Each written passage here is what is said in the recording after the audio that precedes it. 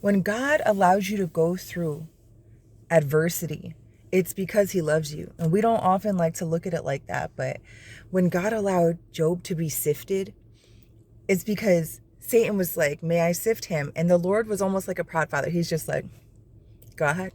You know what I mean? He knew that Job loved him so much that he would overcome anything for him. And we can't understand that, that he loves us so much that he'll let us endure these trials. He'll let us endure these persecutions to press us.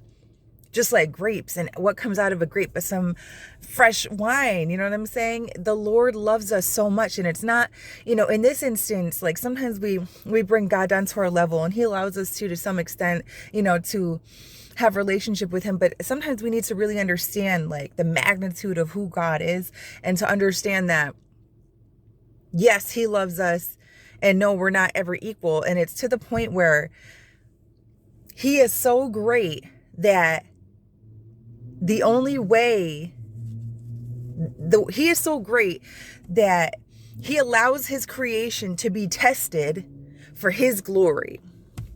He allows his creation to be tested so he can say, yep, I created that, and that one goes through those things for me.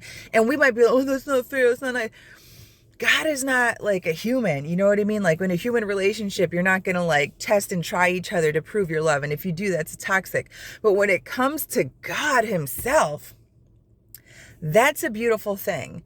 That's a beautiful thing, because the Lord knows, like it's his glory to have a creation, to have a follower that is tested, tried, and true. Anybody can say the words, but if he really loves you, he's going to chastise you. He's going to check you. He's going to grow you. He's going to mold, transform. He's going to put you through all the different things.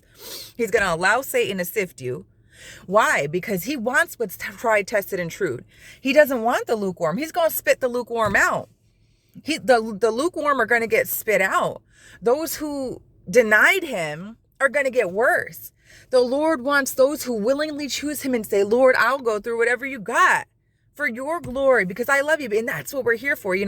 On this earth, we're here in our flesh, like in our bodies, to save souls. But in our spirit, we're here to give him glory in everything we do. And what better glory is there for the Lord than for him to glory in us by saying, yes, they even are willing to suffer for me. They are even willing to do this for me. They are willing to forsake everything for me. That's carrying our cross. Are we willing to go there? Because yes, the Lord blesses us and he gives us joy along the way. I mean, Paul was able to sing in prison because he was in the joy of the Lord. And the Lord probably had great glory in Paul in that moment. Like, that's my son. Look, he went from killing Christians to being in jail, persecuted by probably the same people that he used to roll with. And now he's in jail glorying in me. And that is somebody who's tested, tried, and true. And that's the kind of believer the Lord wants. And because, yes, he wants all the souls, but he wants all the souls on fire. The Lord there's a remnant coming, because the Lord would rather have 12 on fire believers than 12 billion lukewarm, absolutely all day. The Lord wants what's tried, tested, and true. Even the Israelites, didn't get to go to the promised land at that time. Why? Because they were disobedient, because God is no respecter of persons, because you could call yourself whatever you want, but unless you're willing to go through the fire for him, what kind of creation are you? And we have to understand that. That's where, we can't always be trying to bring the Lord down to our level, because it's like, he is literally God. He is literally so worthy and so big and so great that he can literally put his creation through whatever he wants to. And it is still our responsibility to be like, hallelujah. Yes, sir. I got you. You're my chief in command. I'm in this battle. I do it for your glory. However you want it done. May I have another. And it's not like he does it to hurt people. It's not like he does it to intentionally, like he's not a slave master. He's not a bad God.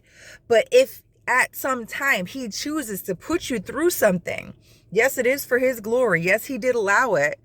And he does it because he loves you. Because there's a lot of people out in the world who aren't going through anything, who reject the Lord, or who are lukewarm, who aren't willing to go there. And he knows that. And he doesn't bring them through the process of transformation or maturation or perfection. Why would he? If you don't want to give glory to your God, then why would he put you through these processes? We have free will. He knows what's in our hearts. He knows what's in our hearts. If you have a heart for the Lord, he's going to let you go through it, because going through it is going to make you more like him. Try to have that perspective when you're going through it. It's for him. It's from him. He's with you. It's always all about him. It's just that he has to make this over. He's got to make this over.